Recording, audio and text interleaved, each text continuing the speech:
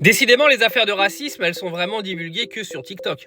J'ai vu aucun média parler de cette affaire. Écoutez bien ce qui s'est passé à Rouen, dans une université. Il y a donc un prof qui tient des propos racistes depuis de longs mois dans l'université, qui a été suspendu 18 mois et qui vient de provoquer une tentative de suicide chez un élève.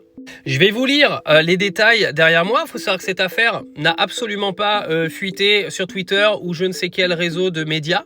Tout simplement parce que ce n'était pas un juif ou ce n'était pas un chrétien qui était victime, mais tout simplement parce que ça devait être un Renois ou un musulman. Tout simplement, quand c'est des affaires d'islamophobie, on n'en parle jamais. Donc on va lire.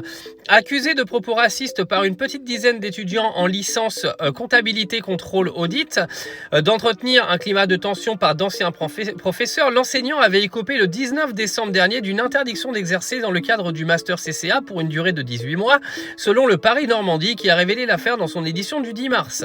L'article relaie notamment les accusations d'un étudiant originaire d'Afrique et scolarisé en 3e année de l'IAE de Rouen au cours de l'année scolaire 2023-2024, soit au moment des faits. Vous devez faire un projet venant de chez vous, venant de la jungle, lui aurait un jour lancé Pierre-Antoine Sprimont, donc le professeur en question, après avoir invalidé un sujet proposé par l'étudiant dans le cadre d'un projet en cours. L'étudiant affirme aussi avoir entendu son professeur affirmer lors du salon Studirama au Zénith de Rouen: s'il y a trop d'étudiants étrangers d'origine africaine ou du Maghreb, c'est que la formation n'est pas recherchée. Alors, faut savoir qu'il y a un élève qui s'est pété la gueule d'une passerelle et qui s'est retrouvé hospitalisé. Et le procureur de Rouen a donc mis la cause de la tentative de suicide liée directement avec les propos de l'enseignant en avant et clairement la cause principale.